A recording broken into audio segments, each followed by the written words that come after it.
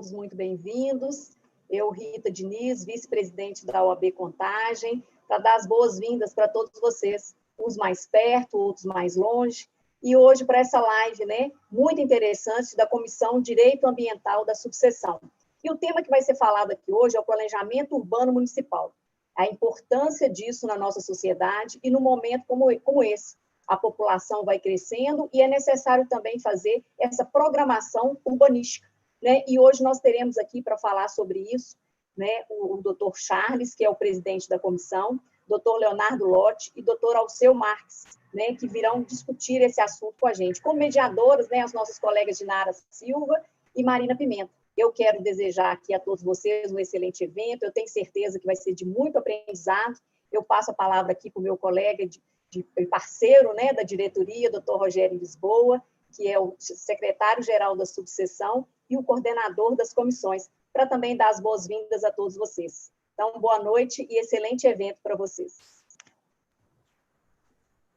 Muito obrigado, Rita, como sempre aqui nas nossas aberturas, e muito felizes, né, porque a gente consegue ver como que as nossas comissões têm apresentado eventos de tanta qualidade, e não é diferente no de hoje. Então, parabenizar desde já a doutora Dinara, a doutora Marina Pimenta, da Comissão de Direito Urbanístico, doutor Charles, presidente da Comissão de Direito Ambiental, que tem já buscado a apresentação desses eventos há muito e que poderia ter sido de forma presencial, e agora com a nova modalidade, fazendo de forma virtual, e tenho certeza que o alcance será muito maior.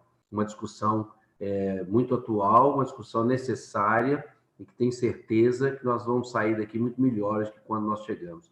Agradecer aos nossos palestrantes, doutor Leonardo, doutor Alceu, por gentilmente ter aceitado o convite da comissão. Na OAB Contagem, nós temos tentado sempre dar a oportunidade para que as comissões venham apresentar os seus eventos, e nós temos tido eventos de extrema qualidade, discussões muito, muito importantes, que têm feito a diferença no dia a dia da advocacia. E hoje não será diferente. Parabéns a vocês, muito obrigado por fazerem parte da OAB Contagem, por aceitarem o desafio e por trabalharem junto conosco nesse projeto com as nossas comissões. Desejo a vocês muito sucesso, tenho certeza que será. E estaremos, eu e a Rita, assistindo lá do YouTube, como sempre, prestigiando os nossos eventos. Um abraço, passo a palavra para a Dinara, para que você possa dar início aos trabalhos, doutora Dinara.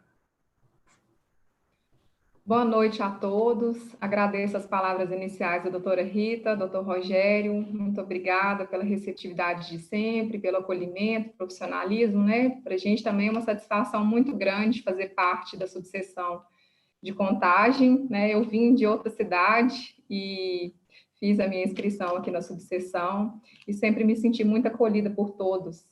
Para nós é uma satisfação muito grande estar aqui realizando esse evento hoje.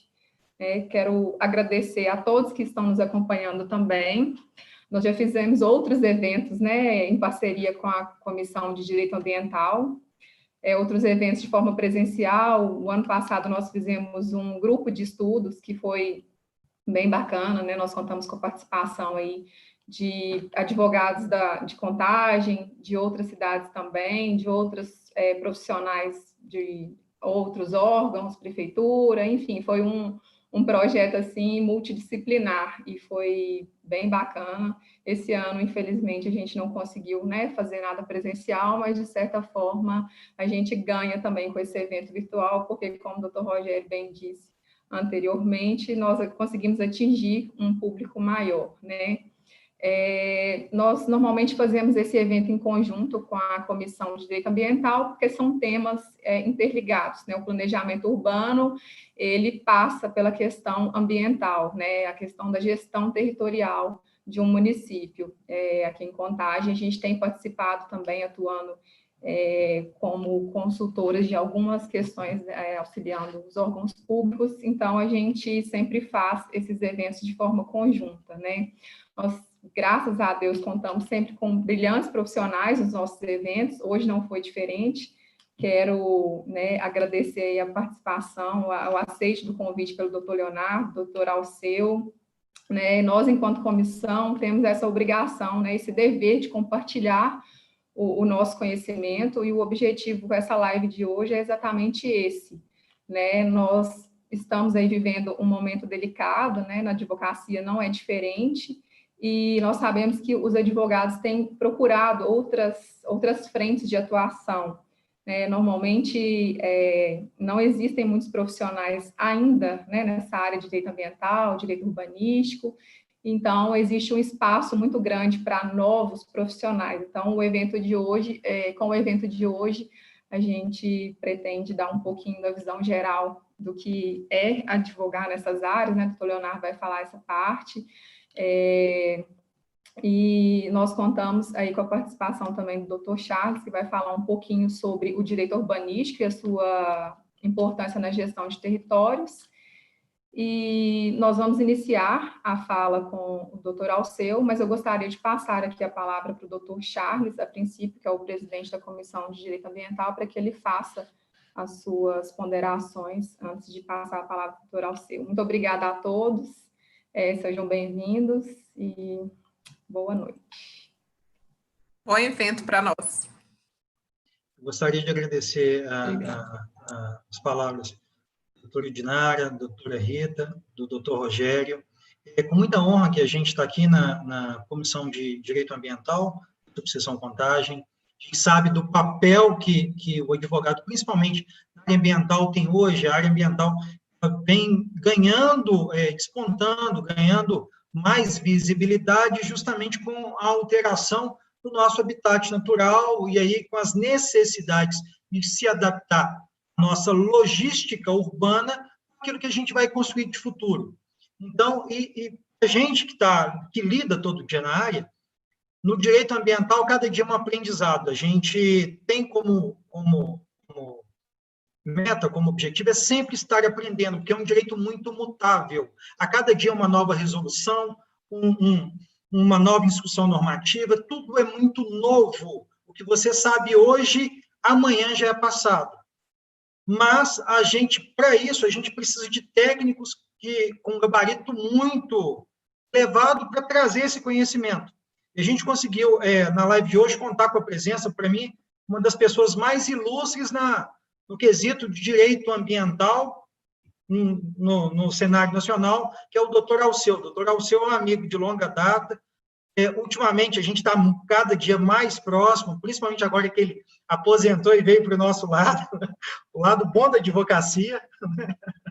Então, para mim é um prazer compartilhar mais um evento ao lado do doutor Alceu, que muito me ensina e engrandece a advocacia, agora que ele está do nosso lado, mas já engrandecia quando estava coordenando o Ministério Público do outro lado, um dos fundadores do Centro Operacional do Ministério Público para a área ambiental e a área de habitação, a área urbanística. Então, é uma das pessoas mais importantes no estado de Minas Gerais, estado do Brasil, nessas duas áreas. Então, nada mais louvável que a gente agradecer aqui a presença, a disponibilidade de tempo do doutor Alceu, que estava em reunião em Contagem e agora participando, inclusive eu estava com ele, correndo até chegar no escritório, correndo mesmo para dar tempo. Agradecer também ao doutor Leonardo Lotti, que também se disponibilizou em tempo, dando um pouco da sua experiência. A gente aqui, como que é advogar, a gente está em consultorias, né, doutor Leonardo, de um lado e de outro, sabendo o lado do cliente, o lado do balcão. Eu já tive dos dois lados, do lado de lá, na época do IEF, do outro lado do balcão, agora do lado da consultoria, e também como empreendedor. Então, a gente sabe muito bem o que é trabalhar direito urbanístico e ambiental no cenário de Minas, e tem um ditado que quem faz alguma coisa em Minas, quem licencia em Minas, licencia em qualquer lugar do Brasil, dada ao grau de acurácia, de perfeição e de aperfeiçoamento do nosso sistema mineiro. E uma das pessoas que ajudou nesse arcabouço foi o próprio doutor Alceu, que inclusive também foi secretário de Meio Ambiente. Então, a gente vai inverter um pouquinho as palestras, as exposições. É uma honra passar a palavra agora para o doutor Alceu, que vai expor agora um pouquinho da experiência dele, esteve dos dois lados, né, tanto do direito ambiental quanto direito urbanístico, e ele vai falar um pouquinho dessa interface do direito ambiental com o direito urbanístico. Logo após a fala do doutor Alceu, a gente vai falar um pouquinho do direito urbanístico e a importância dele no planejamento territorial. Então, eu passo a palavra agora ao nosso palestrante, doutor Alceu, que vai aí nos abrilhantar com um pouco da sua experiência na coordenação do próprio Ministério Público e também como secretário de Meio Ambiente. Eu acho que é a melhor pessoa para abrir esse nosso evento. Tá? Eu agradeço a todos. Agora a gente sai agora do foco, vamos desligar os áudios e os vídeos, e o doutor Alceu agora vai ter a palavra e vai ter a autonomia da palestra. Um grande abraço a todos. Bem, boa noite a todos, né?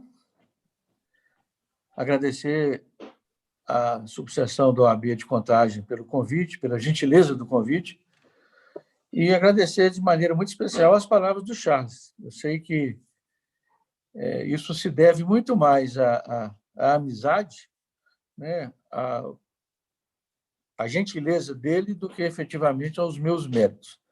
Na verdade, a gente tem um trabalho na área ambiental já há alguns anos e está sempre aprendendo. A verdade é que nós estamos sempre procurando melhorar, procurando atualizar, e longe de ser qualquer autoridade no assunto. Eu queria externar também um abraço ao doutor Flávio Lotti, à doutora Dinara, à doutora Marina Pimenta, ao Rogério, doutor Rogério, e de uma maneira muito especial à doutora Rita Diniz, né? Não por coincidência, mas quando me veio o convite da OAB Contagem, né, a primeira coisa que me ocorreu, a primeira lembrança que me veio à mente, é que nos anos de 1980, né, no final dos anos 80, eu tive a oportunidade de ser promotor de justiça em Contagem. Eu vim do interior e vim direto para trabalhar em Contagem. E, naquela oportunidade, eu queria, então, fazer aqui um parêntese, né, para falar um pouco da questão da advocacia. Porque, naquela oportunidade, eu tive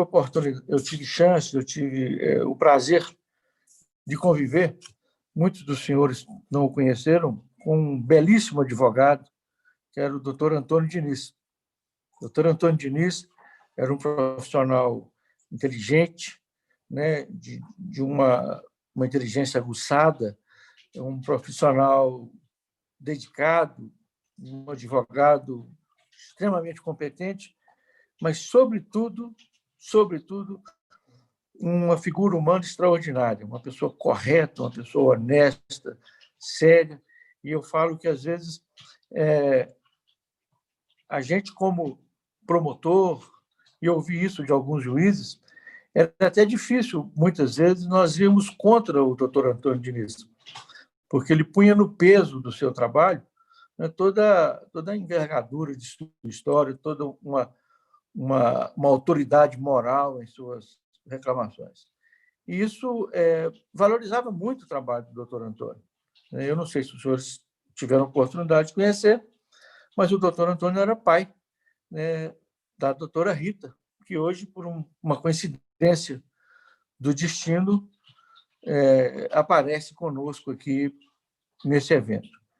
Então, eu queria, nessa figura do doutor Antônio, né, na figura de um advogado sério, de um advogado correto, de um advogado interessado em suas demandas, eu queria estender os meus cumprimentos a todos os membros, né, da OAB Contagem, a toda a sua diretoria e a todos os advogados que estão participando desse evento, porque realmente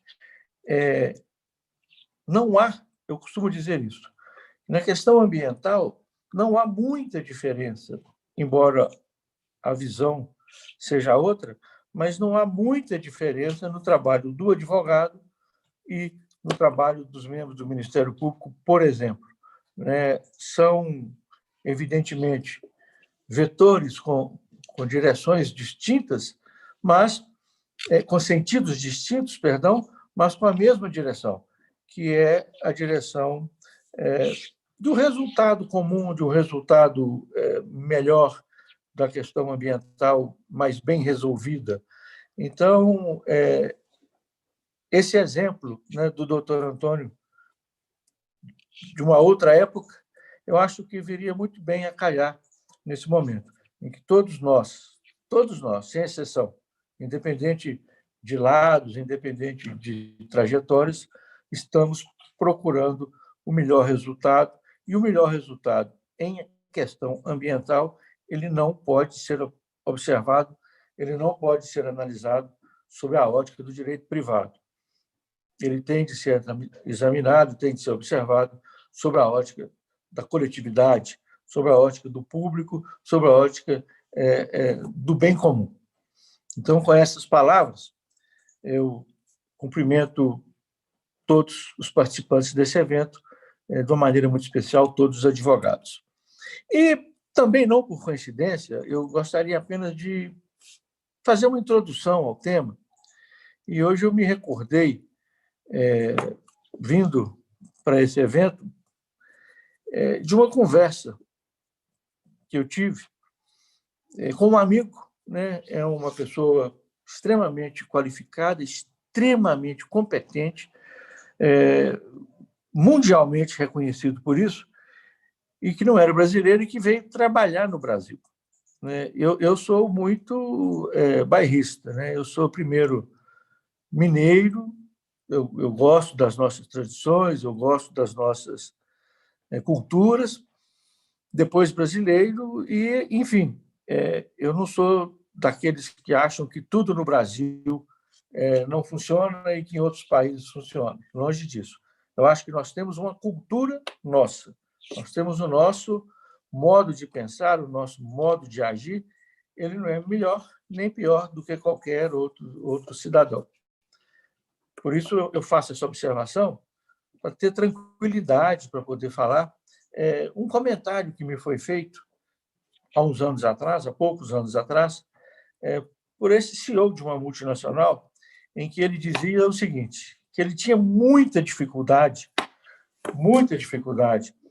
para desenvolver alguns projetos aqui no Brasil, porque nós não tínhamos a cultura de planejamento. Nós, brasileiros, embora planejássemos, nós não tínhamos essa cultura. E isso, na visão dele, evidentemente, era um fator que fazia com que os nossos planejamentos, muitas vezes, não se verificassem em ações concretas na prática. Uma vez, ele me disse, e assim, assustado, né, para alguém que veio de fora, trabalhava na Inglaterra, com outros métodos, outras situações, e ele me disse que pediu um planejamento para um determinado projeto na empresa, e nesse planejamento, a mesma pessoa que fez o planejamento colocou uma possibilidade de fracasso no planejamento. Se isso não der certo, nós vamos fazer assim, assim. Então, ele dizia, olha, a mesma pessoa que planeja não pode contar com insucesso. Um planejamento, o plano B tem que ser outro, não diretamente a mesma pessoa que está planejando. O plano A tem que ser verificado, ele tem que ser concreto. E a mesma pessoa que planeja não pode consentir em seus planos com um insucesso ou com um fracasso. Muito bem. Independente dele estar certo ou de que ele estava errado, uma coisa a gente precisa consentir. Na área de urbanismo, na área de direito urbanístico, na área de direito ambiental urbanístico, o nosso planejamento é zero. Ele, se existe, ele ainda é extremamente incipiente. As nossas autoridades, os nossos governantes, não sei, não é o momento de se procurar causas, né, ou culpas, mas o certo é que os nossos governantes, de uma maneira muito clara, muito clara, eles simplesmente não lidam com essa questão de planejamento urbano.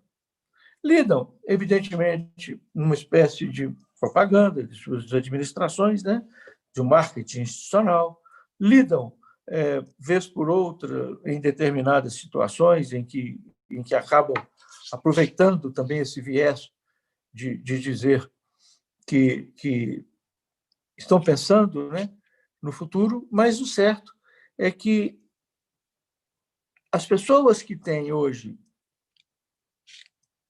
e no passado, né, as pessoas que têm o poder de organizar, o poder de estruturar as nossas cidades, sinceramente ou simplesmente não usam desse poder, ou por prioridades, ou por falta de prioridade, ou por falta de conhecimento do que isso pode representar no futuro breve ou não tão breve assim para as cidades. Não basta falar isso aqui, é um tanto que falar o óbvio, né? Não basta, não demanda grande esforço, nós percebemos, ainda hoje, não é o caso de colocar a culpa no passado, mas ainda hoje, o descaso que nós temos com as nossas cidades, né? Raramente nós temos a oportunidade de ver um município, uma cidade, uma região qualquer, pensando num projeto para médio e longo prazo. Então, essa é uma constatação que, infelizmente, tem nos trazido uma capacidade muito pequena, né, de nos desenvolvermos. Agigantam as nossas diferenças sociais e, por outro lado, um instrumento, que é a palavra que me faltava, um instrumento de moradia, um instrumento das nossas vidas, ele conspira contra os nossos interesses, eles conspiram contra as nossas possibilidades de avanço, contra as nossas possibilidades de evolução enquanto cidadãos e enquanto coletividade de uma maneira em geral. Por outro lado, ainda lembrando daquele CEO a que eu me referia, se nós não temos uma capacidade tão boa assim de planejar, se nós não temos a cultura do planejamento, nós temos a cultura, segundo ele, do improviso. Então, dizia ele, e ele tinha algumas fábricas por aí, que se ocorrer um problema em uma situação na Austrália, por exemplo, ele poderia desistir que esse problema não seria solucionado em pouco tempo. E que aqui no Brasil ele não sabia como, mas as coisas eram resolvidas e acabavam acontecendo, bem ou mal, as coisas fluíam. E eu acho que essa cultura, eu acredito que essa cultura, ela tem, de uma certa maneira, repercutido também nessa questão urbanística, né? Ela tem repercutido também na nossa legislação que trata do direito urbanístico. E um exemplo, a gente estava falando com o Charles aqui, e um exemplo disso, talvez o mais claro, é a lei da regularização fundiária, por exemplo, 13465, mais recente. É um texto legal, é um texto normativo muito melhor, muito mais avançado, muito mais capaz do que as nossas condições reais, né? Até do que a capacidade das pessoas enxergarem nesse texto um avanço para a coletividade, né? Enxergarem nesse texto, por exemplo, no texto legal, perdão, a capacidade de um gestor, que seja o gestor eleito para mandatos temporários, ou que sejam servidores, né, que são as memórias dos órgãos públicos, a capacidade de conhecer os municípios, a capacidade de ter o know-how de como o seu município desenvolve, onde é preciso, onde é necessária determinada intervenção, quais são as demandas, da coletividade. No mínimo isso, né? Sem falar nos ganhos que esse instrumento até de cidadania, de inclusão do cidadão para um sistema legal, para um sistema vigente, né, legal, podem trazer para a sociedade de uma maneira em geral, passando desde o interesse particular do cidadão de ter o domínio de seu imóvel até o interesse público e coletivo do município de ter a organização, né, das suas cidades, de ter a organização dos nossos instrumentos de moradia. Então, e quando eu digo, eu apenas queria chamar a atenção para isso, e quando eu digo que isso é uma espécie de improviso, porque não foi algo organizado para que assim fosse, né? O governo, na época, o presidente Michel Temer, descortinou essa possibilidade de alargar ou de estender a capacidade de regularização fundiária para todos os imóveis, ou para quase todos os imóveis, e ele lançou mão desse artifício. Mas, infelizmente, não se lançou mão de uma retaguarda, né? Não se lançou mão de uma retaguarda pública, aliás, para fazer prevalecer, para fazer funcionar a legislação. Enfim, o que nós temos assim de conviver, ou que nós temos convivido quase que inteiramente, são com essas soluções que precárias, né? Com essas soluções não aplicáveis, perdão, pelos gestores públicos, por soluções desconhecidas e por soluções improvisadas, que elas eventualmente vão atender uma determinada parte, atender uma determinada situação, mas que cabe muito mais à sociedade cobrar o exercício dessas soluções, infelizmente, do que os órgãos públicos ou o poder público se preparar ou se adequar para oferecer essa solução para a sociedade. Então, são contextos, são situações que a gente, sobretudo agora no exercício da advocacia, que a gente precisa conviver com elas e tirar o melhor proveito delas, né? Se o fato é que nós somos maus planejadores, mas somos bons improvisadores, nós temos que nos agarrar e nos atrelar a essa cultura nossa e tentar fazer dela soluções melhores para os nossos problemas, que são gravíssimos, né? Que são gravíssimos. Nós temos hoje uma sociedade completamente digitalizada, completamente uma rapidez de comunicação absurda e com conceitos de moradias, com conceitos de trânsito, com conceitos urbanísticos ainda muito pouco aplicáveis, muito pouco usados para a nossa tranquilidade, para o nosso bem-estar comum, né?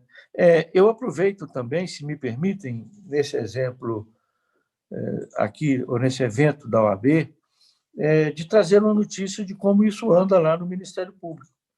Eu dizia que os vetores estão na mesma direção e talvez em sentido contrário.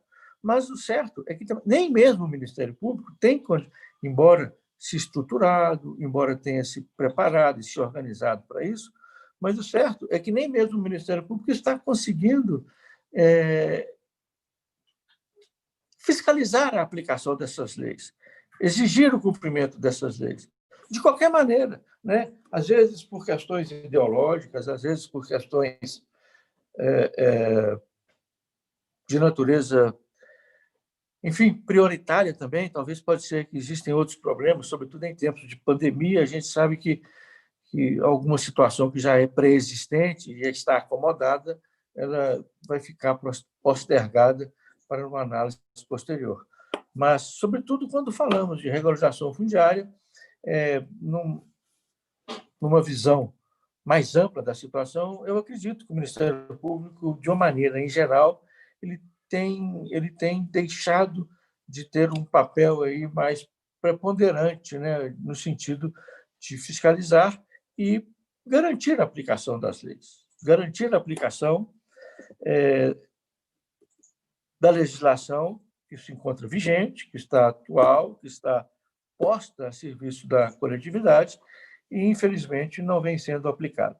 Então, nesse primeiro momento, Charles, né, e demais organizadores desse evento, eu queria aproveitar apenas para lançar uma dúvida, talvez, ou para lançar esse questionamento, né? Nós não temos nenhum planejamento. Eu nem é dúvida, né?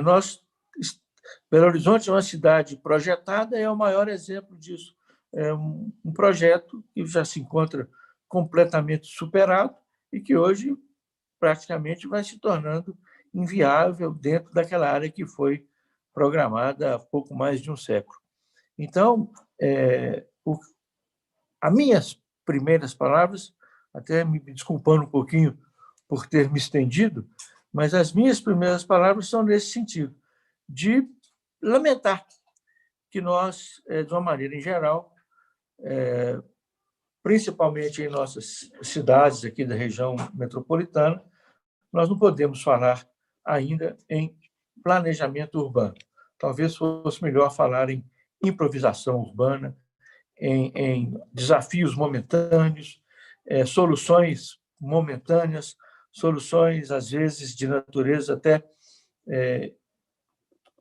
intempestivas, mas são soluções que não resolvem de uma maneira clara e de uma maneira perene os nossos problemas. Então, eu queria agradecer, primeiro, o convite, mas também a atenção de todos os que estão nos acompanhando e jogar apenas essa ideia, né, para que a gente possa conversar um pouco em torno disso durante o evento. Muito obrigado.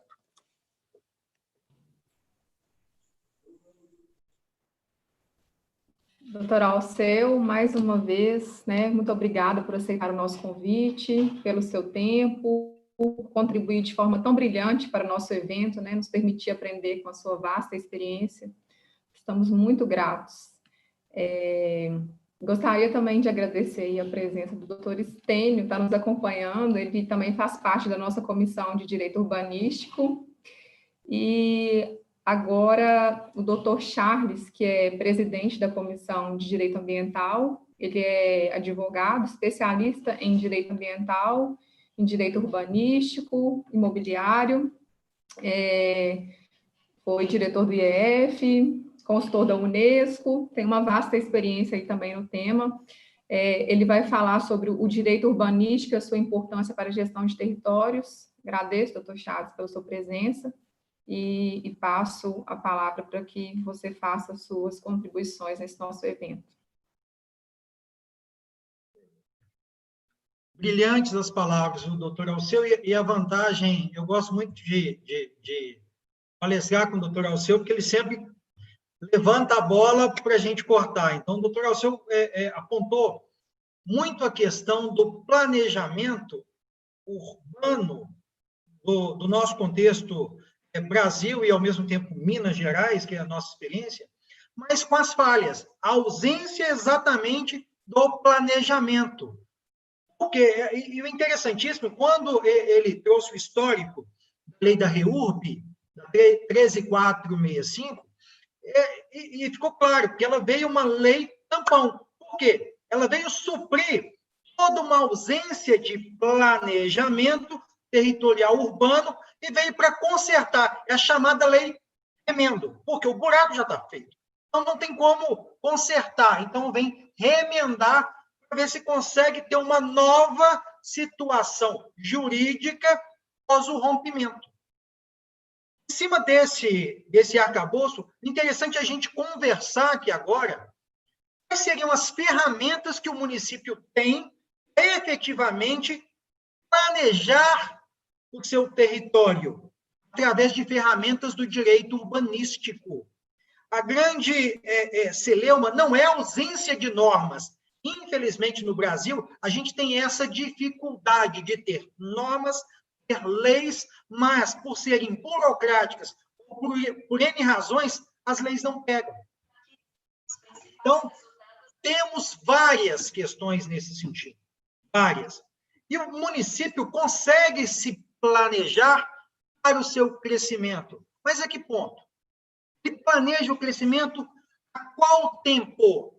O ideal é que o município, na hora de se planejar, através das ferramentas que já existem, e para isso o ideal é a gente conversar um pouquinho e conhecer um pouco das ferramentas de gestão territorial que são advindas do direito urbanístico.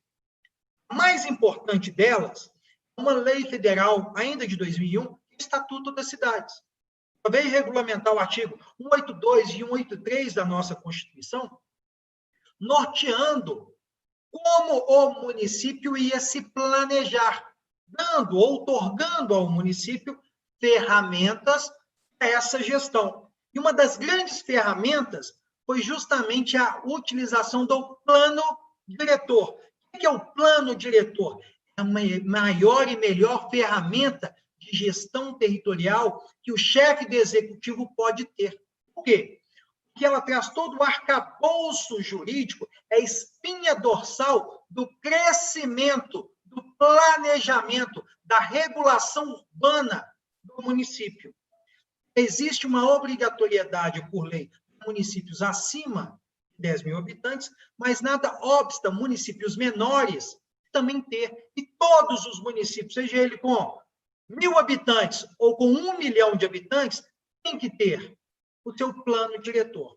O plano diretor nada mais é que um arcabouço jurídico que possui regras, discernimentos jurídicos para sustentabilidade ambiental e urbanística. Por que sustentabilidade? Porque eu tenho no plano diretor os eixos de crescimento e a delimitação física das áreas de atuação do município. O porquê disso? O município ele opera de forma urbanística sua mancha urbana. E onde que eu prevejo o meu zoneamento, a minha zona urbana? Prioritariamente, ela vem como macrozona no plano diretor. Ali eu faço uma definição prévia do que vai ser uma área rural, do que vai ser uma área urbana, inclusive com planejamento de crescimento, a chamada área de expansão urbana. E em cima desse planejamento, da minha área urbana, eu ainda instituo outras áreas, que são os microzoneamentos, colocando como áreas específicas para implantação de indústrias, ou seja, áreas que o impacto ambiental são áreas mais degradadas, com grandes eixos de ligação, em que eu posso prover ali indústrias, normalmente afastadas de áreas com habitação humana, ou não tão coladas, que eu não tenha ali várias intempéries, como poluição sonora e a própria poluição atmosférica. Às vezes eu tenho uma indústria que vai trabalhar com algum componente químico, ou com alguma transformação que exige uma caldeira. Não é ideal que esse distrito industrial, que esse meu planejamento, fique ao lado de uma zona de adensamento residencial. Ao mesmo tempo, nessas zonas residenciais, eu tenho que prover microzonas em que eu possibilito o comércio, o atual conceito urbanístico, arquitetônico, de planejamento de território, ele alterou um pouco o conceito de cidades amplas, com grandes vias de circulação, privilegiando o veículo, e na maioria das vezes o veículo individual, em que se tinham grandes faixas, grandes corredores de automóveis, mas áreas distantes. Hoje, o conceito mais atual, o mais aplicado para a sustentabilidade, é o conceito de centralidade urbanística. O que é centralidade urbanística? Automaticamente, quando o município tem que planejar um novo território, naquela microárea, o ideal é que ele já planeje zoneamento misto, em que eu possa ter comércio e, ao mesmo tempo, moradia. Em alguns casos, quando eu tenho uma malha viária, uma grande circulação, principalmente de transporte público, possibilitando adensamento horizontal e vertical, principalmente. Prédios. Por quê? Eu concentro uma grande população em uma menor área e, ao mesmo tempo, eu possibilito que essa população não precise deslocar muito para ir ao trabalho. O trabalho fica próximo ao centro de moradia. Então, ao mesmo tempo, eu tiro o carro, eu deixo de poluir, porque se a pessoa mora e trabalha ali, eu tenho uma micro-regionalização de vários setores. Posso ter padarias, farmácias, supermercados, além dos serviços gerais, escritórios de advocacia, escritórios de engenharia, clínicas. Eu consigo concentrar nesse novo conceito de centralidade. Daí a importância do planejamento. O plano diretor vem justamente suprir essa lacuna. Áreas vocacionadas ao crescimento, ela tem que já ter parâmetro. Eu já tenho que saber previamente qual que seria o lote mínimo, qual que seria a minha testada, a minha frente deste lote, qual que seria o eixo, as avenidas, chamadas de avenidas arteriais. No direito urbanístico, há uma grande analogia à organicidade, aos órgãos. Por quê? Há essa nomenclatura. Há vias arteriais. O que a artéria faz? Ela leva o sangue às veias menores. Ela faz a filtragem. Ela tem esse papel. As vias arteriais são justamente as avenidas que devem ser planejadas antes mesmo do loteamento. Ela já tem que vir imposta ao novo loteador. Olha, quer lotear nessa região, essa região vai poder ter um adensamento, poder ter uma centralidade, mas como obrigação, como contrapartida, além de toda a infraestrutura urbanística contida na Lei 6766, que é uma lei desde 79, que disciplina como deveríamos fazer o loteamento, com toda a sua infraestrutura. Mas, infelizmente, a gente tem vários loteamentos irregulares. Então, uma lei de 79, dentro de um plano diretor que vem de 2001, a exigência dele, a gente tem ali ferramentas com quase 20 anos e ainda não aplicamos ela na prática. O município já tem que encaixar ali, olha, vai lotear determinada região, vamos expandir agora com um planejamento. Essa região vocacionada ao crescimento, ela tem que vir com vias arteriais, área verde, que é uma área livre, de uso comum, doada à prefeitura, tem que estar encaixada normalmente, através de diretrizes urbanísticas emanadas pelo município, na área com maior concentração de quê? De biodiversidade daquela micro-região, daquele município. Não é o empreendedor que tem que falar isso. É o planejamento urbano que tem que dispor qual que é a melhor área que vai ali se encaixar dentro dos anseios como área verde. Aquela área ser o pulmão daquele novo adensamento. Mas o município tem que pensar além. Tem que pensar como ligar essa nova centralidade à antiga. A área central do município. Como disciplinar os novos prédios na área central. Através de quê? De outras ferramentas do direito urbanístico. O estudo de impacto de vizinhança, o estudo de impacto de circulação. Por quê? Imaginemos que um bairro pacato, o seu zoneamento permite ali empreendimentos comerciais. Um grande grupo vem e adquire uma dessas áreas e constrói um shopping. O shopping é um grande indutor de quê? Movimentação pública. Só que ali não tinha uma linha de metrô, como não tem em Belo Horizonte, não tem ali, pelo menos, uma via de trânsito rápido, ou, pasmem, transporte público. O que vai acontecer com aquele bairro? Vai acontecer o caos. Por quê? A população que já morava não consegue deslocar e quem está de fora não consegue entrar. E quando entra, não consegue sair. Então, esse tipo de planejamento já existe. Basta ser cobrado. Vale o gestor público, no planejamento, na construção do crescimento do planejamento urbano, de aprender as ferramentas jurídicas já existentes. Não precisamos mais de inventar a roda. Precisamos de apertar o parafuso para que a roda não saia, como vem acontecendo. Ferramentas temos. Precisamos de utilizar as ferramentas do direito urbanístico na prática.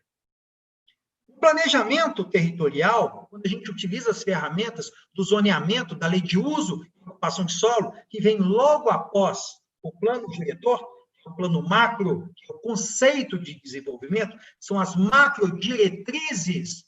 Logo após eu tenho a lei de uso e ocupação deste solo que eu planejei.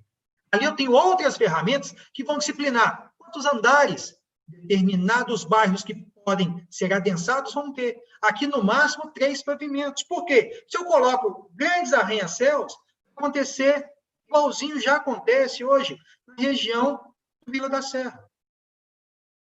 Você tem saído do Vila da Serra às 5 horas da tarde e tem que chegar às 7 da manhã. Foi pensado grandes avenidas, grandes eixos para se locomover aquele adensamento que existe na região? Não. Por quê? Não se pensou nos municípios integrados. De um lado eu tenho Belo Horizonte, do outro lado Nova Lima. Belo Horizonte restringe no Belvedere o adensamento. A habitação ali é unifamiliar, uma casa por lote. Do outro lado, a ferrovia, Nova Lima, sem nenhuma conexão de planejamento integrado, não, aqui pode adensar, pode construir arranha-céus com 20 metros de altura. Tem uma compatibilidade urbanística? Não. Tem uma compatibilidade ambiental, porque todos os impactos vão impactar não só no meio social, mas diretamente também no meio ambiente. Foi planejado ali um sistema que conseguiria fazer todo o tratamento desse esgoto doméstico? Não. É que a Copasa tem uma ET logo abaixo, no Vale dos Cristais, que opera no limite e ainda causa mau cheiro na região. Por quê? Ela não foi dimensionada para aquilo. Falta de planejamento. O ideal é que todo município, na alteração do seu plano diretor, que são de 5 em 5 anos, planejasse o município, o crescimento municipal, no mínimo 50 anos. Lúcio Costa, quando planejou Brasília, ele planejou Brasília há 50 anos. Fizeram vias com 6 eixos, o eixão de Brasília. Hoje, quem vai a Brasília, a gente vai com uma certa frequência, tem congestionamento. E uma via que lá atrás chamaram o Lúcio Costa de doido. Isso é doido, nós vamos fazer uma avenida deste tamanho. Ele falou, eu não planejo Brasília para amanhã. Planejo Brasília para o futuro. Após 50 anos de Brasília, já veio o caos. Por quê? O planejamento não houve, após o planejamento de criação, o planejamento de autoajuste. Com o quê? Transporte público eficiente. Mesma coisa, o doutor Alceu deu o exemplo de Belo Horizonte. Uma cidade planejada. Lá atrás, que ainda tinha carroça. Afonso Pena tinha pontos para se estacionar o seu cavalo, sua charrete. Era larga, todo mundo falava. Hoje tenta andar na Afonso Pena 6, 7, 8, 9 da manhã, ou no período final da tarde. Não existe uma avenida de trânsito rápido. Essa avenida que seria arterial já não é mais suficiente.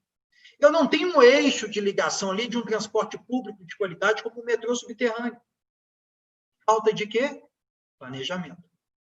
Bom, para não alongar muito o tema, também tem que abrir espaço para os demais participantes, mas o que eu queria colocar aqui é que planejamento, leis, ferramentas do direito urbanístico existem. Falta do gestor público o conhecimento delas. Um outro tema que a gente pode abordar em uma outra reunião, que é o próprio licenciamento, que é integrar o planejamento do município com a autonomia de licenciamento ambiental. Já acontece isso desde a regulamentação da lei complementar através da DN 213. O Estado já regulamentou. O município, em vários casos, pode outorgar a competência de vários licenciamentos. Para isso, ele tem que se planejar. Ele tem que ter um poder deliberativo, ele tem que ter uma lei municipal própria, ele tem que ter um sistema de fiscalização, Então, ele tem que ter todo, além de um fundo municipal, para poder receber esses recursos oriundos do licenciamento, além da equipe técnica. Então, o ideal seria que o município se planejasse para o futuro e tivesse ali autonomia de gestão ambiental e urbanística. O urbanística ele já tem. Ambiental, alguns municípios possuem, mas nem todos nem sabem que podem ter. Essa é a essência. O direito ambiental, mais o direito urbanístico, já outorga ferramentas ao gestor público consciente, ao gestor público que tem essa visão de futuro, que não pensa o seu município para o amanhã, mas para daqui a 30, 50, 100 anos, fazer o seu planejamento estratégico. Não adianta pensar em 4 anos, que é o tempo médio do mandato.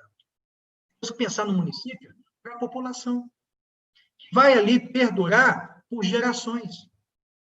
Esse é um pouquinho do que eu queria deixar para os demais advogados e as demais pessoas interessadas no tema de direito urbanístico, direito ambiental, que, mensagem, há ferramentas, há todo um arcabouço sistêmico para se planejar, falta conhecimento. Então, advogados que querem entrar na área, engenheiros ambientais, o Brasil está a se construir. Precisamos de todos vocês. Eu agradeço a todos aqui e vamos para o próximo palestrante e logo ao final a gente volta para tentar aí alguma dúvida, tentar debater um pouquinho esses temas. Um forte abraço e obrigado a todos. Obrigado, doutora Marina e doutora Nara. Eu gostaria de, inicialmente, né, agradecer aí as contribuições aí do doutor Alceu. O doutor Alceu, assim, que é um profissional que eu tenho profunda admiração, assim, pela sua brilhante trajetória e contribuição aí na área do direito ambiental, do direito urbanístico, além de ser uma pessoa muito amável, né, sempre muito acessível, muito gentil. Então, muito obrigada, doutor Alceu, por abrilhantar aí o nosso evento. Agradeço as contribuições do doutor Charles. Para mim, hoje, ele é uma das grandes referências, assim, como consultor e professor na área, tanto do direito ambiental como na área do direito urbanístico, né? O doutor Charles, que tem aí uma trajetória tanto profissional como advogado e também como professor universitário, né? Já foi professor da Milton Campos, da FIAMIG, tanto nos cursos de graduação como de pós-graduação, autor também de livros aí na área da regularização fundiária, dentro dessas questões, e a grande contribuição, assim, da minha admiração por ele é essa capacidade de compreender a lei e pensar na atuação prática, assim, né? Nós costumamos brincar que ele é o advogado mais arquiteto e engenheiro que nós conhecemos. Então, eu agradeço aí as contribuições, agradeço, assim, especialmente ao AB Contagem, na pessoa da doutora Rita e do doutor Rogério, porque a AB Contagem ela tem proporcionado uma série de eventos assim, que efetivamente contribuem com a formação do advogado, e não só do advogado, né? Hoje nós estamos aí muito felizes porque a gente está contando aí com a participação de outros profissionais na área de formação, como arquitetos, engenheiros, né, porque essa discussão é uma discussão muito inter e multidisciplinar, então a gente fica muito feliz aí de ter outros colegas adentrando, né, participando dos eventos da OAB, porque a OAB é sempre muito aberta, muito receptiva, né, então sejam bem-vindos aí, que possam estar participando também dos outros eventos. E agora nós vamos entrar, né, na nossa terceira rodada hoje de discussão, e estamos recebendo um convidado muito especial, que é o doutor Leonardo Lotti, assim. O doutor Leonardo, eu o conheci há algum tempo, assim, né, nós estávamos realizando um trabalho aí na região da Vale do Aço, numa prefeitura, eu acabei tendo o privilégio de conhecê-lo, e desde então nós estamos estreitando os laços, assim, e é uma pessoa que eu admiro muito a trajetória dele, assim, porque é tão difícil, né? Eu costumo brincar que é muito difícil a gente achar uma pessoa que tem uma formação, trajetória, experiência nessa área do direito urbanístico. Então, para mim, assim, quando a gente estava conversando, pensando no evento, nós pensamos no nome dele porque hoje ele é uma grande referência nessa área do direito urbanístico, né? Queria dar os parabéns para ele também, porque ele é recém-mestrando aí, né? Ele acabou de ser aprovado na segunda-feira com mestrado na UFMG, inclusive vai fazer o mestrado na área da arquitetura, né? Que é um mestrado interdisciplinar. Então, eu agradeço aí pela sua presença, por ter gentilmente aceitado aí o nosso convite, e o tema que ele vai abordar é o Costurando Redes, né, que é a atuação do advogado, ou seja, como que o advogado ele desenvolve esse trabalho inter e multidisciplinar. Então, ele vai falar um pouquinho pensando na atuação do advogado com esses outros profissionais dessas outras áreas do conhecimento. Então, doutor Leonardo, seja muito bem-vindo. E só um detalhe importante, eu peço a todos que façam as suas perguntas lá no nosso chat, né, no chat aí no YouTube, que ao final nós vamos ter aí uma discussão, né, uma roda de conversa com os palestrantes a respeito dessas temáticas. Então, seja bem-vindo aí, doutor Leonardo, e sinta-se à vontade. Um minuto. Bom, primeiramente agradeço as palavras muito generosas da doutora Marina. Queria parabenizar os palestrantes, porque as falas foram muito boas. Eu fiquei aqui anotando os temas que foram levantados sobre a questão, a problematização que o doutor Alceu trouxe sobre a cultura institucional brasileira, que, segundo uma pessoa falou, é mais de improviso do que de planejamento, a dificuldade do poder público de lidar com o planejamento.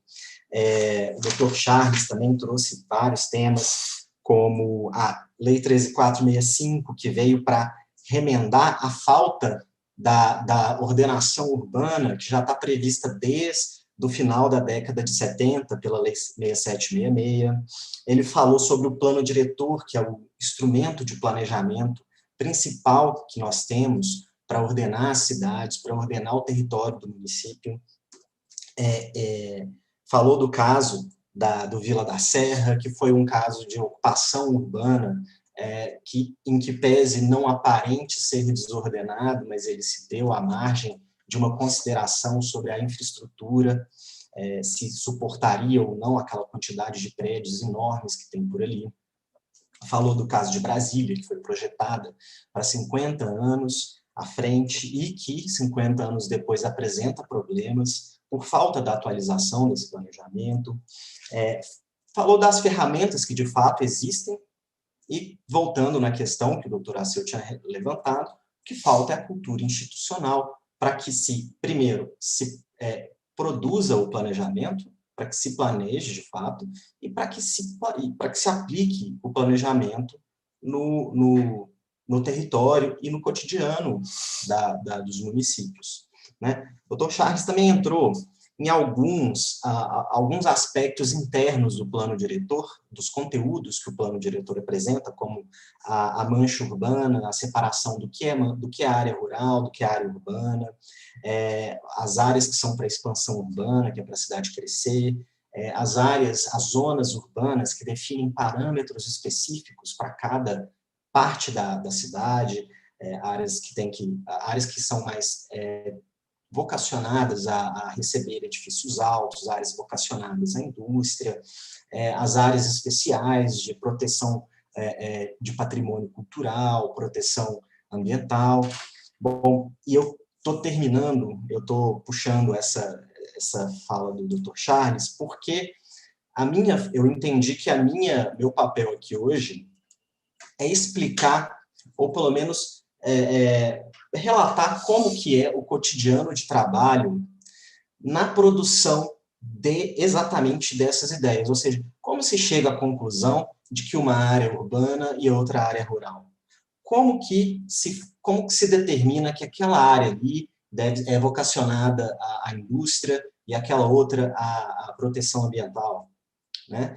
E isso é o planejamento, isso é o processo de planejamento. É através dele que nós chegamos no conteúdo do plano, mas eu não vou falar do conteúdo, né? O doutor Charles já falou aí de um tanto desses conteúdos. Eu vou falar do processo mesmo de elaboração dos planos. E eu fiz uma apresentaçãozinha aqui para dar um suporte na minha fala. Peço desculpas, eu fiz ela muito rápido, pode ser que esteja mais ou menos confusa. Deixa eu colocar aqui para vocês.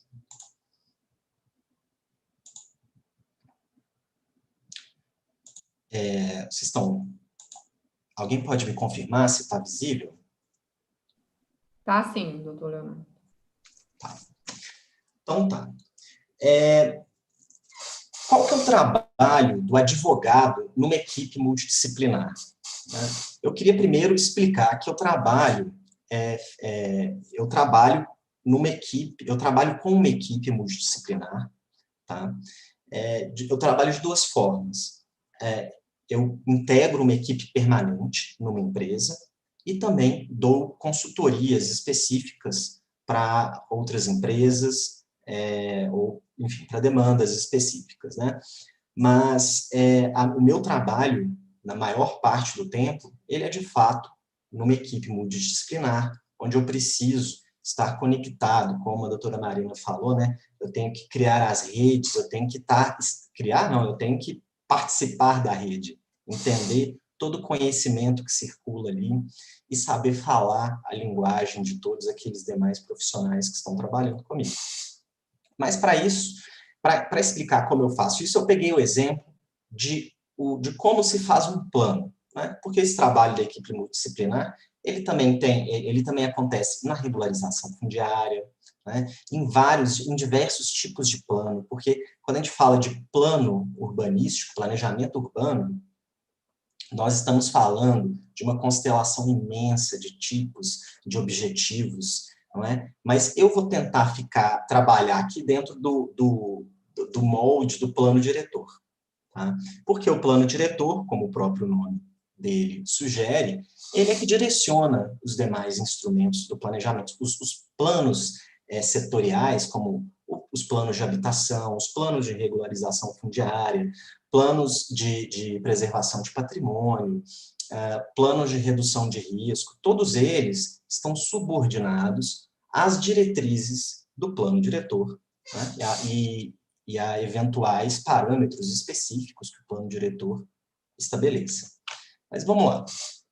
O planejamento urbano, a natureza dele é de processo, né? Coisa com a qual nós, advogados, ficamos muito afeiçoados desde da escola, do curso do direito, né? Porque nós estudamos muito o processo judicial, não tanto, mas também os processos administrativos. Mas o planejamento, para trazer um pouquinho aqui para a nossa zona de conhecimento, é um processo também, porque ele é constituído por etapas, que a gente vai ver logo em seguida. Tá? O objeto do planejamento urbano, ou seja, o objeto desse processo, é obter um documento técnico, mas que também pode ser político. No caso, como eu vou falar do plano diretor, ele vai ser um documento técnico e político. Não é? E por quê? Porque o objetivo desse planejamento, desse processo, pode ser, por exemplo, formar uma lei, obter uma lei, né? O plano diretor, ele é uma lei, mas ele, para se tornar uma lei, ele passa por todo o processo do planejamento. Ele pode vir a subsidiar um processo administrativo, como no caso de um licenciamento ambiental, um licenciamento urbanístico. Tá? Ele pode ser também um plano puramente econômico, no caso em que ele seria só um documento técnico. Por exemplo, uma empresa tem interesse em realizar um empreendimento e, para isso, ela contrata um planejamento, né, para verificar potencialidades, dificuldades que determinado empreendimento pode ter. Né? Então, vamos lá. O trabalho do advogado dentro desse processo, não é? Que, como eu disse, é constituído por etapas.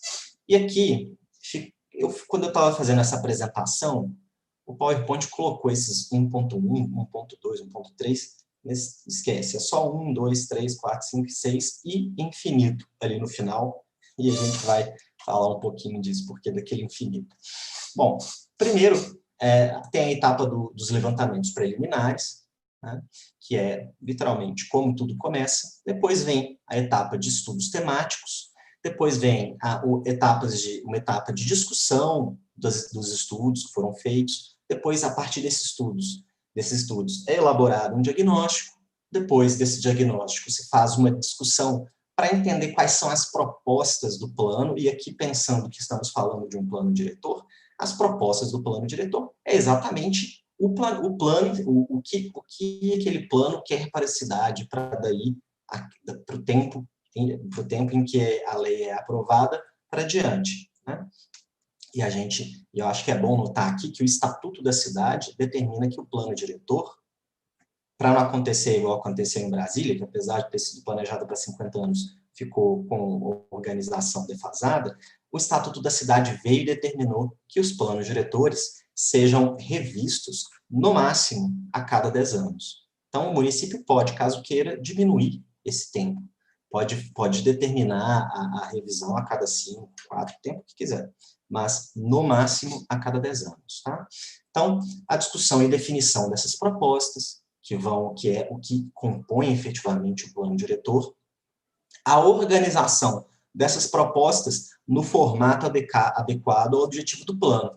Então, assim, se o planejamento do plano diretor visa a elaboração de uma lei, então a gente tem que pegar tudo isso que aconteceu nesse processo e organizar em formato de lei, né? Em mecanismos legais que vou falar um pouquinho deles daqui a pouco. E o infinitinho aí é a participação em audiências públicas e oficinas, participação, isso aqui o advogado deve participar de audiências públicas e oficinas, porque no planejamento urbano também, por força do artigo 43 do Estatuto da Cidade, qualquer processo de planejamento urbano e o processo de aplicação desses planos urbanísticos, ele deve ser acompanhado por audiências públicas e oficinas, no caso da elaboração. Mas vamos lá, levantamentos preliminares.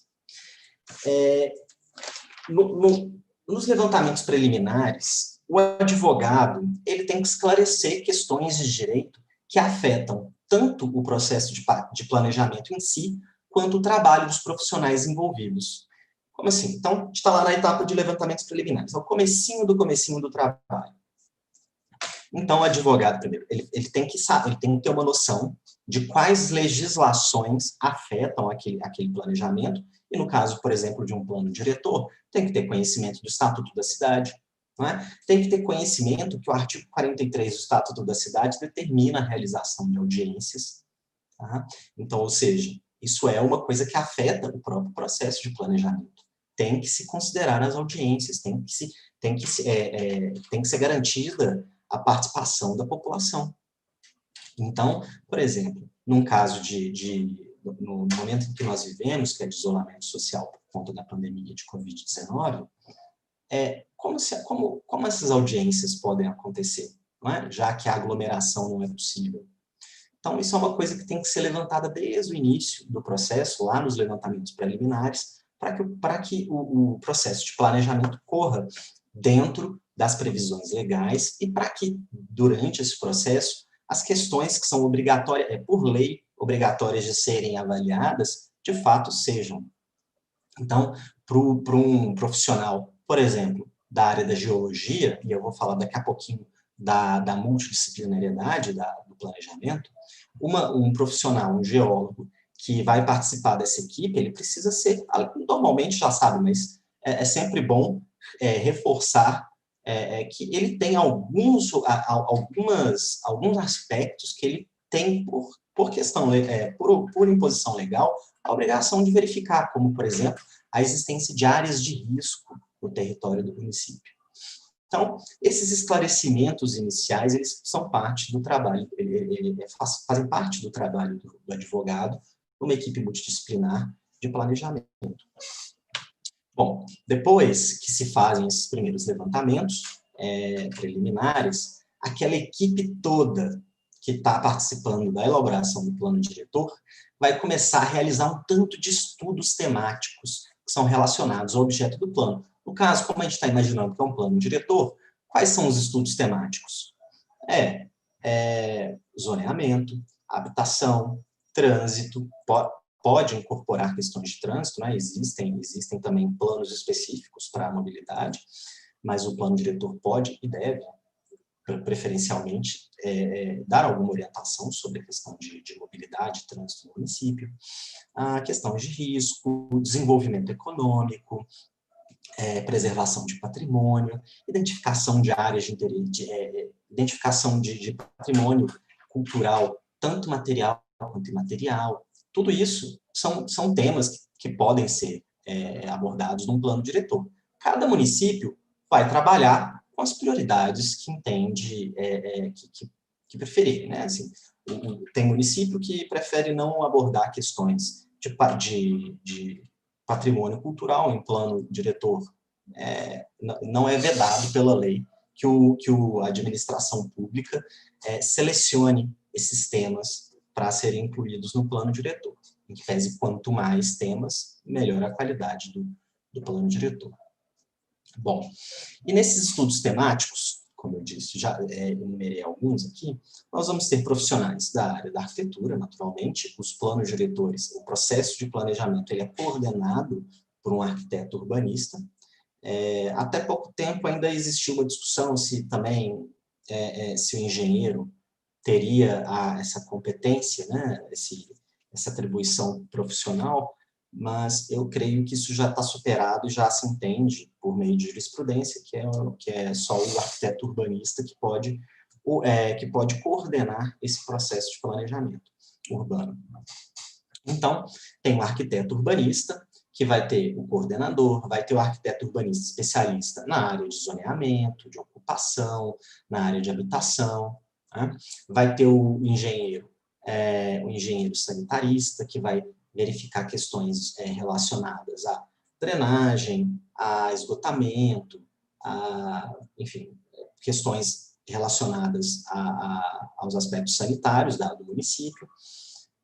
Geólogo, que vai verificar questões ambientais, questões de risco, pode fazer parte dessa equipe. Biólogos, que vão avaliar questões mais relacionadas à diversidade de espécies, de plantas, animais. Podem ter arqueólogos, que vão identificar patrimônios culturais e arquitetônicos, eventualmente.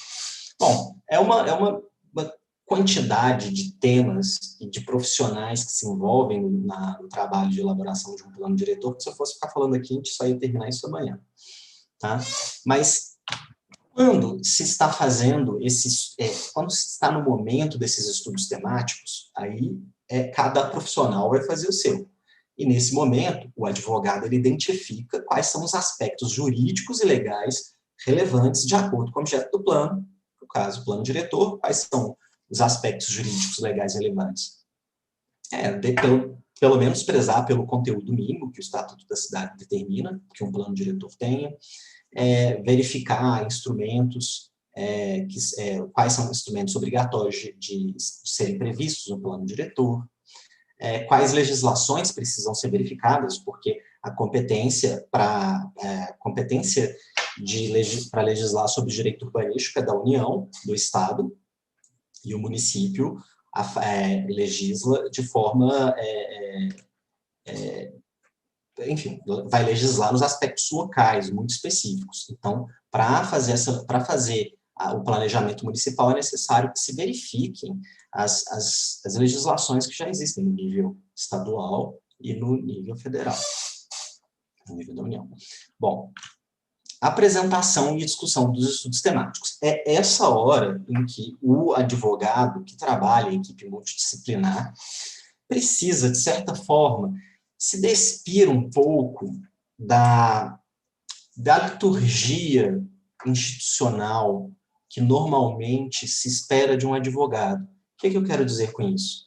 A liturgia mesmo, a forma de tratamento muito formal, os pronomes de tratamento, doutor, essa liturgia, a indumentária, né, que é o terno, a gravata e os pronomes de tratamento, eles estão dentro de um contexto de relação institucional, não é? Em que, para que se mantenha vamos dizer, o respeito e a horizontalidade entre os poderes judiciário, os poderes o poder executivo, o Ministério Público e o advogado que está ali representando um cidadão ou um órgão público, que seja, aí cria-se toda uma formalidade, né, que eu chamei de liturgia.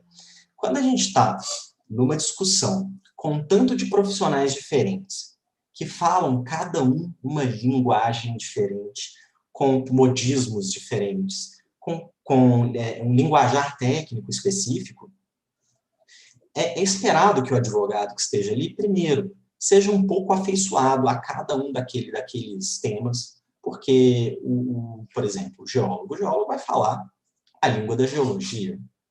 Claro que ele também estará fazendo um esforço para ser entendido por todos os demais profissionais, mas ele não pode simplificar a ponto de perder a precisão técnica que ele tem que ter. Não é? Então, o advogado precisa conhecer alguns termos técnicos do geólogo, do engenheiro sanitarista, do arquiteto urbanista, enfim, de todos esses profissionais que eu citei e quantos mais sejam necessários. Tá? E, para isso, a gente tem que se despir desse formalismo que normalmente se espera do advogado. Então, a linguagem tem que ser simplificada, a própria a indumentária, assim, não é nem interessante você aparecer de terno, porque de certa forma, intimida um pouco. Não é a linguagem muito rebuscada de uma pessoa vestida num terno, muito, muito retinho, muito certinho. Isso, de certa forma, intimida. E não é esse o objetivo. Né? O advogado ele não pode intimidar ninguém, ele tem que se misturar, ele tem que fazer a rede, né? Tem que participar da rede. Então, olha só, vou mostrar para vocês aqui umas fotos de como que é uma reunião de apresentação e discussão de estudos temáticos. E isso são fotos que eu tirei ou que tiraram em contextos em que eu estava, eu borrei a cara de todo mundo, só aparece a minha, mas para vocês verem como a coisa acontece de fato. Sim, eu falei esse quadradinho e sem apresentar ele, mas isso aí está escrito o que eu acabei de falar. Tá? Aqui. Está cheio de cada uma dessas pessoas é um profissional especializado numa área específica. Tem um mapa ali à direita que vocês podem ver e no centro da parede tem o tema que se está debatendo nesse contexto, que são as polarizações e relações intermunicipais. Né? O doutor Alceu falou da centralidade, agora eu não lembro se foi o doutor Charles, o doutor Alceu, falou da importância das centralidades, né? Que elas polarizam o espaço, o território dos municípios ou das regiões, sobre esse assunto que está sendo tratado aí. Tá? De novo, mais um tanto de profissional, todo mundo reunido em torno de uma mesa, olhando o mapa, olhando o dado, e tendo que conversar um com o outro e fazendo todos entenderem uns aos outros. Tá? Por quê? A partir dessa apresentação e discussão dos estudos temáticos, vou até voltar lá no quadradinho, tá? Então, assim, o advogado vai apresentar os estudos jurídicos, estudados em linguagem compreensível aos demais profissionais, como eu falei, e tem que compreender a exposição dos outros profissionais. A partir dessas apresentações, o advogado deve discutir com todos esses profissionais como o direito se articula com essas áreas específicas. Tá?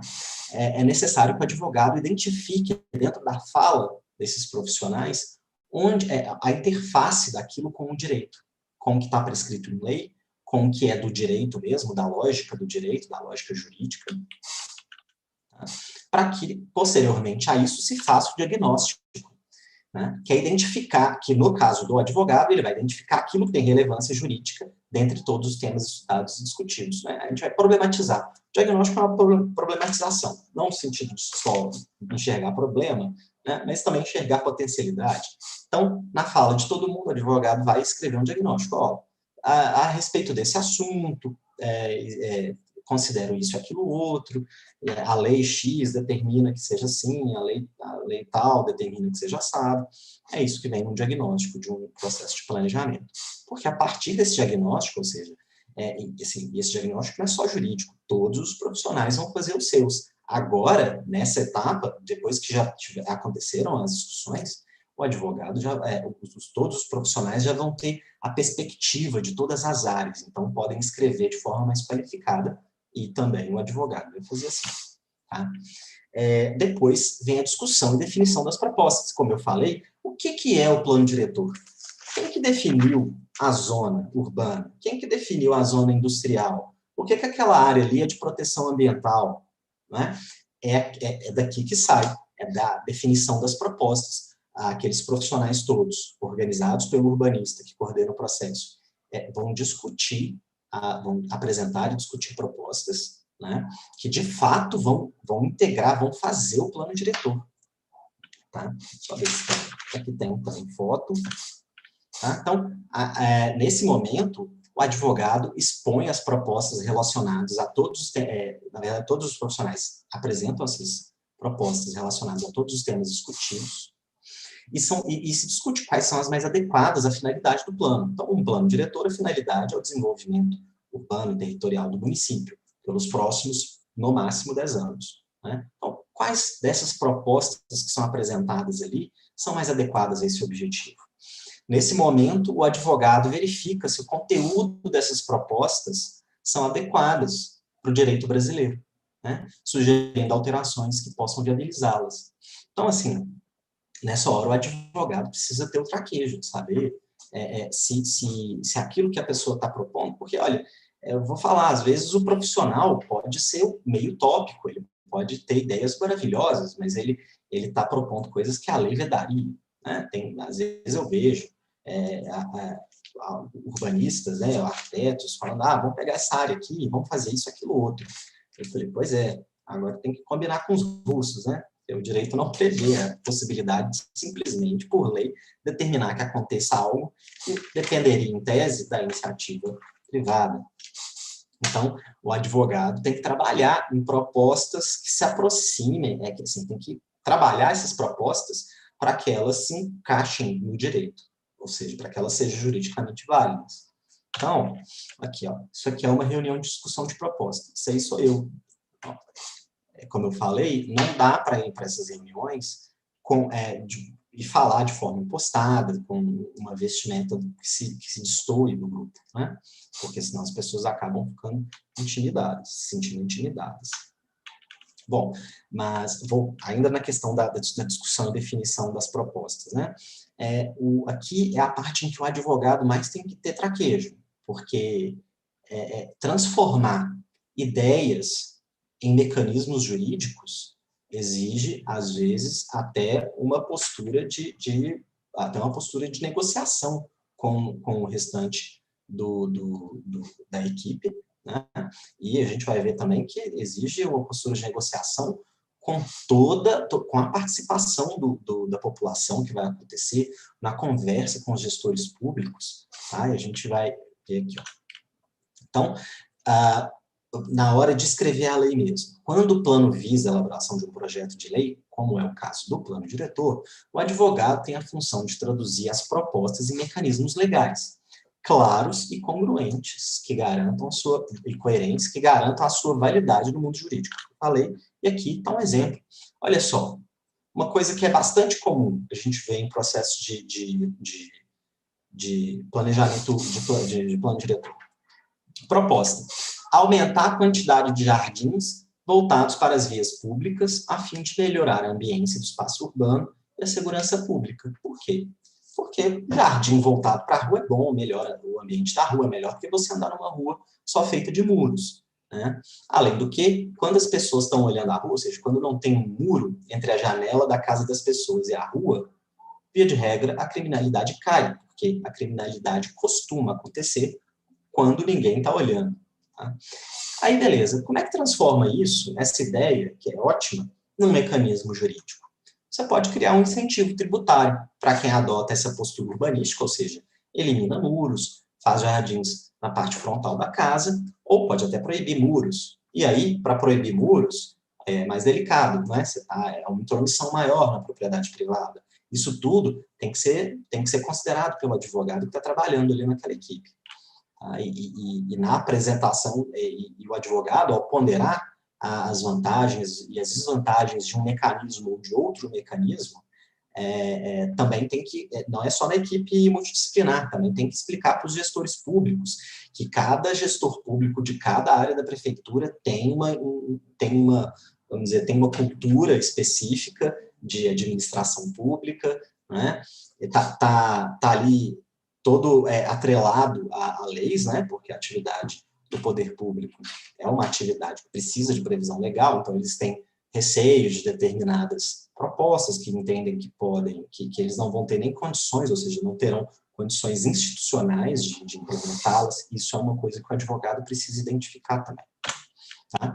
Bom, e por fim, eu coloquei infinito, participação em audiências públicas e oficinas, porque isso aqui que eu apresentei até agora é de fato uma ordem, é uma metodologia comum, pode ser alterada, mas recomenda-se essa metodologia, né? De uma maneira geral, utiliza-se essa metodologia dos levantamentos preliminares, estudos, diagnóstico, propostas, conversão em lei. E durante todo esse processo, quando estamos falando de plano diretor, é necessário garantir, é necessário que o advogado participe de audiências públicas e oficinas, onde vai ter contato com a população, tá? E a população, muitas vezes, é pessoas muito simples, tá?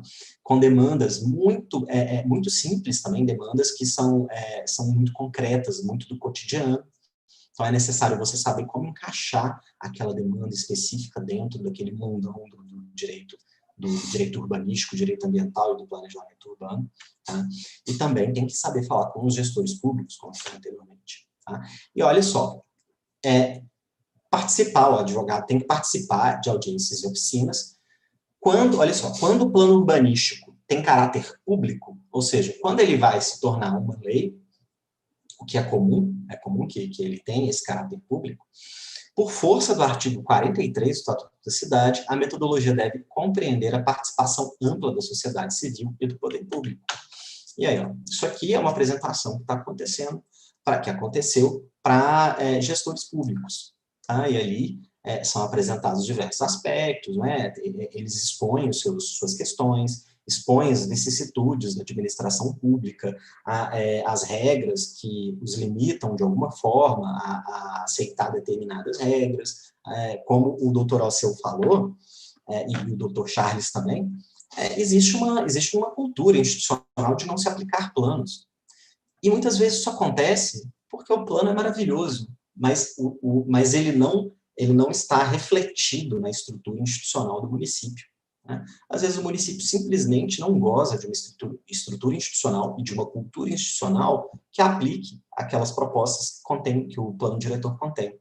Por isso que é importante também a gente ter o advogado ter pé no chão para puxar, como eu falei, muitas vezes os profissionais e o próprio advogado pode e deve muitas vezes ter uma visão mais utópica das coisas. Porque o que se busca é o bem comum, como bem colocou o Dr. Alceu, né? É o futuro, como colocou o Dr. Charles. Então, a gente precisa ser utópico, mas tem que ter pé no chão. Né? A gente tem que vislumbrar um futuro melhor para o município, mas tem que saber como chegar naquele futuro, né? E qual é o limite desse futuro. Né?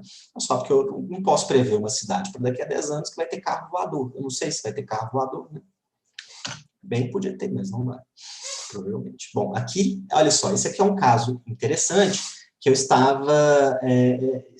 eu e a equipe estávamos num distrito bem rural de um município, e estávamos estávamos discutindo as questões do plano diretor com uma turma de estudantes. Os estudantes daquele distrito, eles estavam nessa oficina, e eles participaram ativamente da construção do plano diretor. E para falar como eu disse, para falar com um cidadão que não tá versado, né, nos termos e nas questões do planejamento urbano, a gente tem que entender, tem que saber ouvir essa população, saber ouvir e saber falar sem intimidar. Né? Só o fato, é muito comum isso acontecer, o fato de você estar numa conversa dessa, numa oficina com a população. as pessoas, às vezes, só de saberem que você é um advogado, elas já chegam para falar com você com uma certa cautela, né?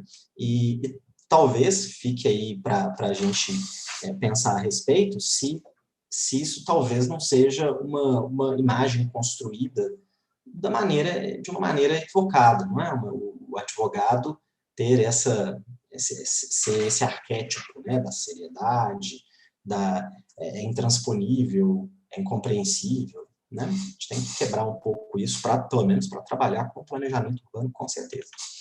Bom, aqui sou eu, estava trabalhando diretamente com essa meninada aí, trazendo temas à tona, e eles iam conversando, dando ideias, e eu ia anotando ali, ia explicando o que podia, o que não podia, tinha um mapa ali também, dava a caneta para eles iam lá, anotavam o que eles achavam que tinha que ter, o que não tinha. Tá? Isso é a vida de um advogado que trabalha no planejamento urbano numa equipe multidisciplinar.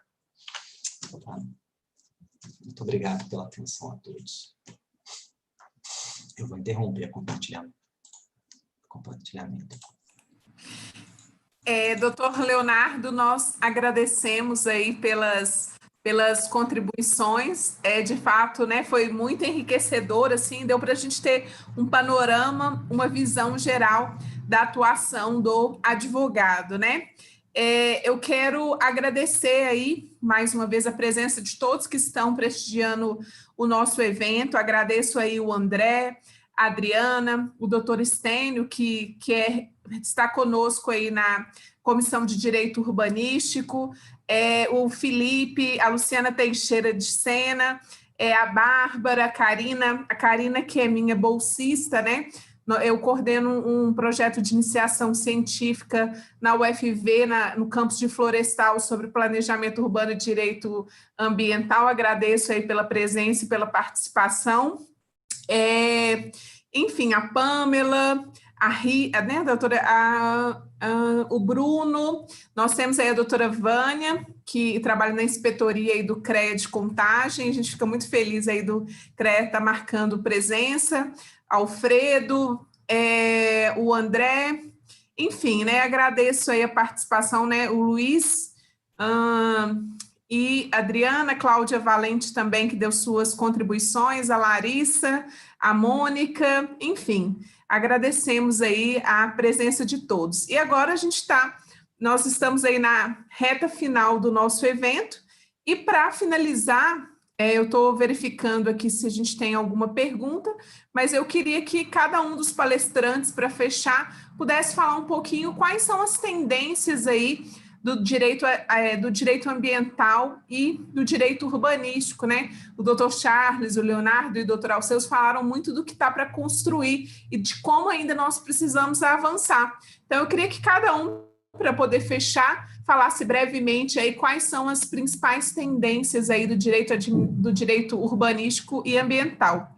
Então, eu passo a palavra aí para os senhores para a gente poder estar fechando aí o evento. Por ordem, esperar o doutor Alceu, mas eu já falo aqui um pouquinho, na minha visão, seria a tendência hoje, infelizmente, pela ausência de planejamento, a tendência do direito urbanístico, inclusive o próprio governo já sinalizou, é a perspectiva de regularização fundiária. A gente teve uma meta de construção de habitação com programas sociais, como Minha Casa Minha Vida, ele teve um fator preponderante para as novas moradias, mas o que a gente verificou agora como tendência, o que está acontecendo agora, é justamente o processo de regularização fundiária. E, ao mesmo tempo, o planejamento territorial dos municípios através de novas ferramentas, doutora Maria. Vou te dar um exemplo. Vários municípios estão percebendo que, para a sua manutenção tributária, para a sua manutenção de vida, sem interdependência de repasse federal repasse estadual, eles precisam atualizar sua base de arrecadação. Qual que é a maior base de arrecadação de um município? Com receita própria, são as receitas imobiliárias, através de TBI, através de IPTU. Vários municípios negligenciaram isso ao longo do tempo. Por quê? Ah, IPTU é uma medida antieleitoral. Só que com a ausência de repasse, a diminuição de recursos de repasse do governo estadual e do governo municipal, alguns chefes do Poder Executivo Municipal estão percebendo que eles não podem negligenciar este imposto. Então, uma nova tendência para esse trabalho, principalmente de equipes multidisciplinares, é o aerolevantamento, vetorização dessas áreas. O que é a vetorização? É trazer para o plano da arquitetura e da engenharia essa foto, essa ocupação, e aí tem a medida exata, o retrato, o raio-x da cidade, para que aí a prefeitura possa estabelecer métricas de avaliação justa do imposto.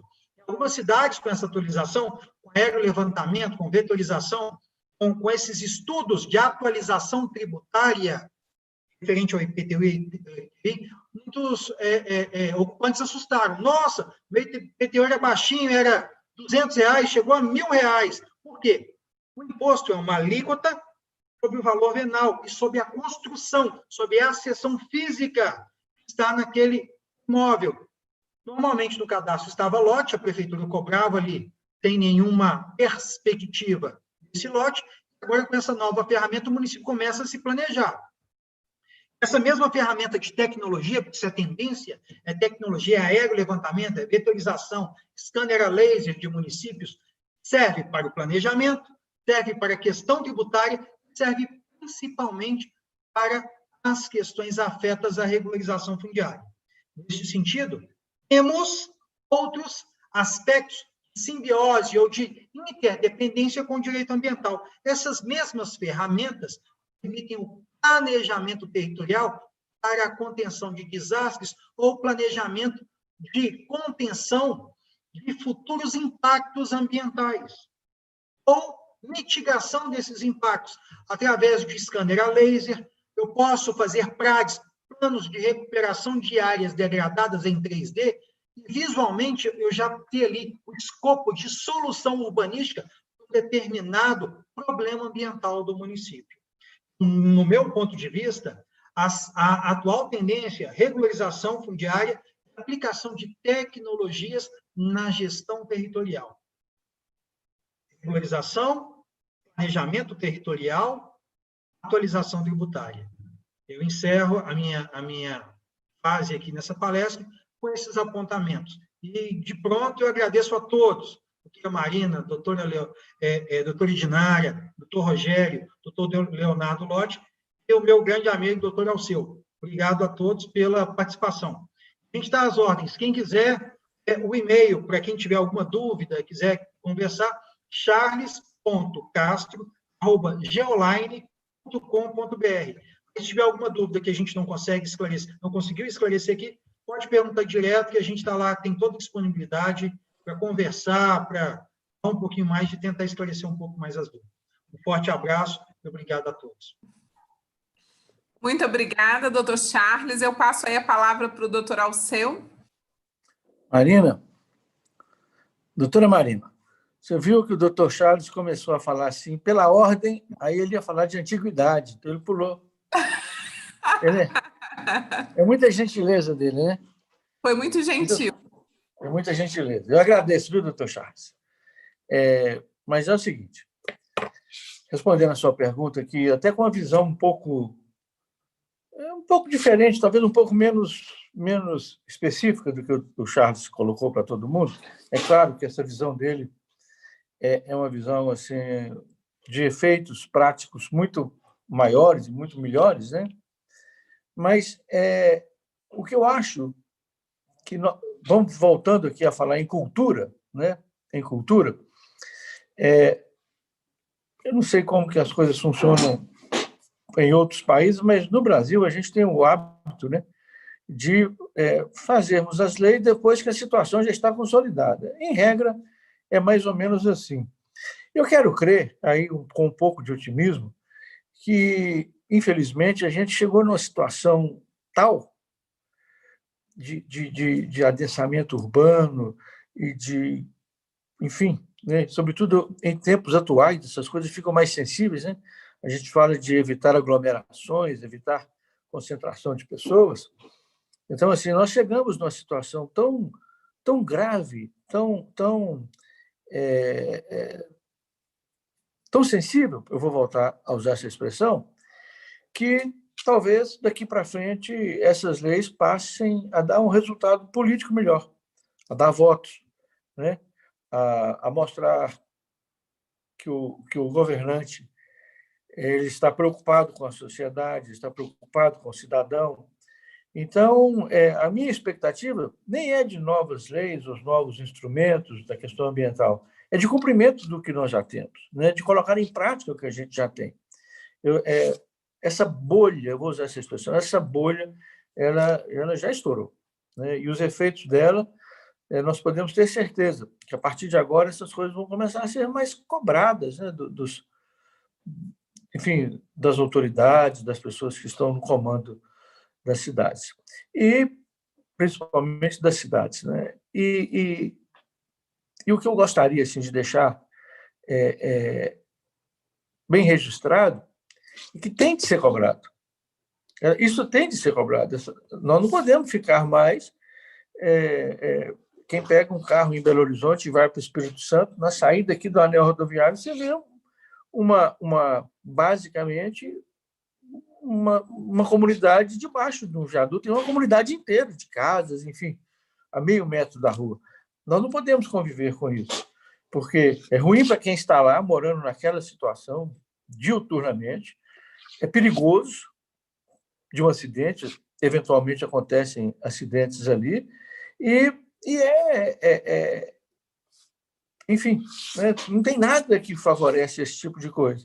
E as nossas autoridades simplesmente... Eu estou dando um exemplo bem pequeno, mas para dizer que uma coisa tão clara, assim, e para mim é mais claro, porque eu vi isso crescer, e as nossas autoridades parece que consentem com isso, como se esse problema fosse passado para o próximo. Não. A partir de agora, eu acho que a sociedade vai estar um pouco mais atenta a esse tipo de coisa, né?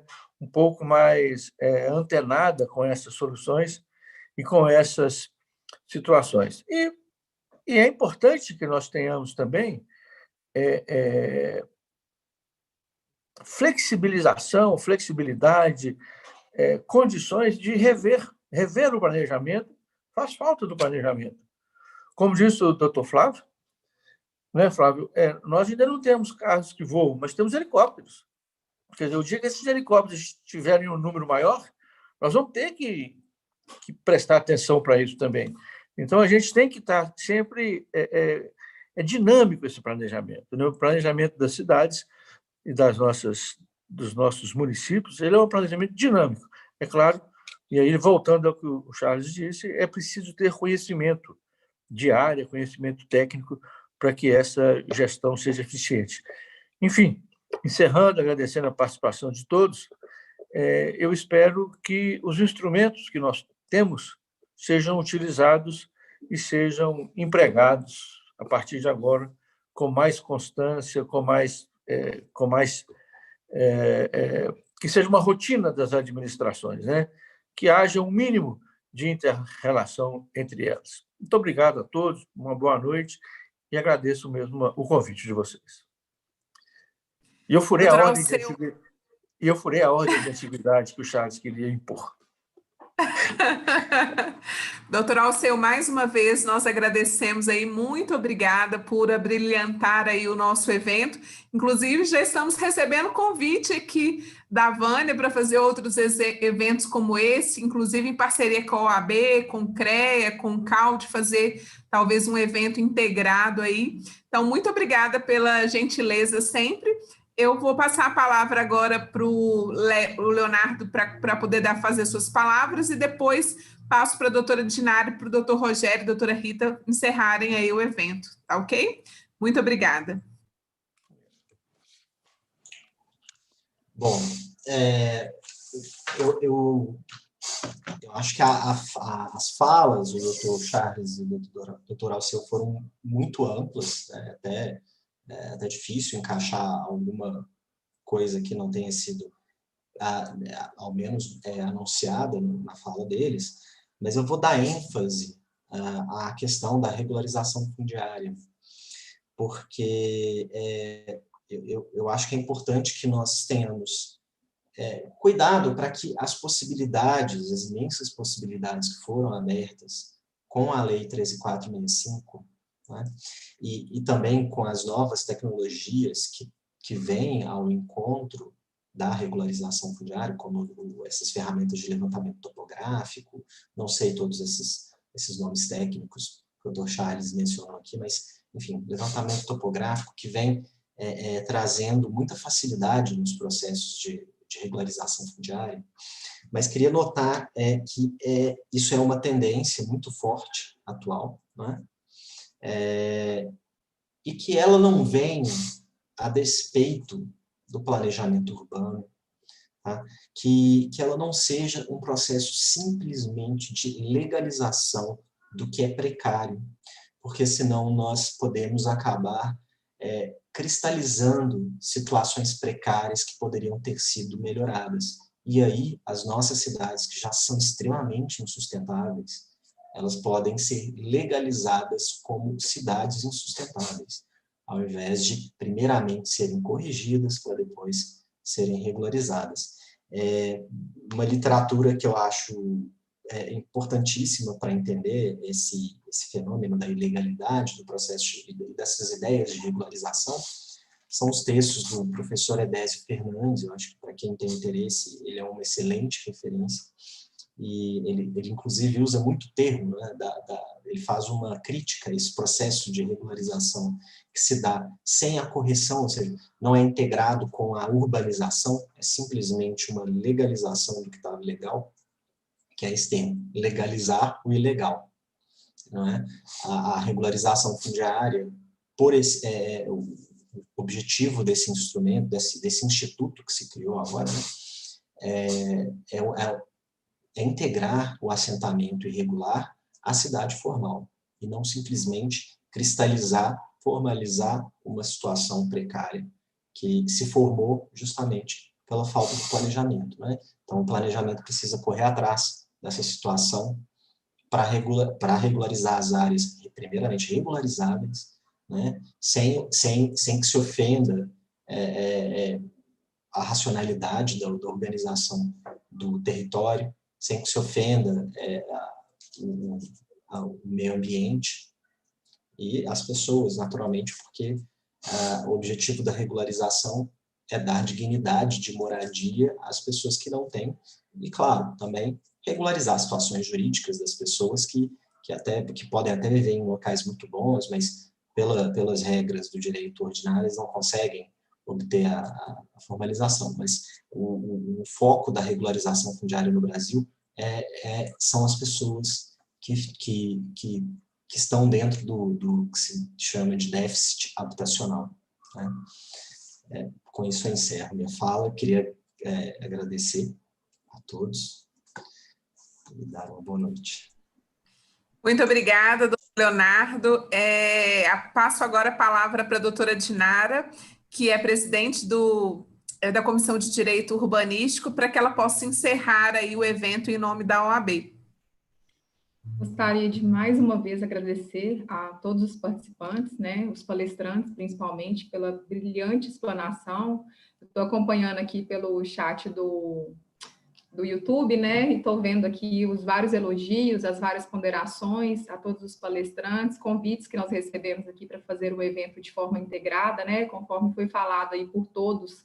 O trabalho do advogado na área de direito ambiental e direito urbanístico é multidisciplinar, né? A gente não consegue fazer nenhum projeto sem que tenha outros profissionais envolvidos, advogados, arquitetos, engenheiros, geólogos, enfim, é realmente multidisciplinar.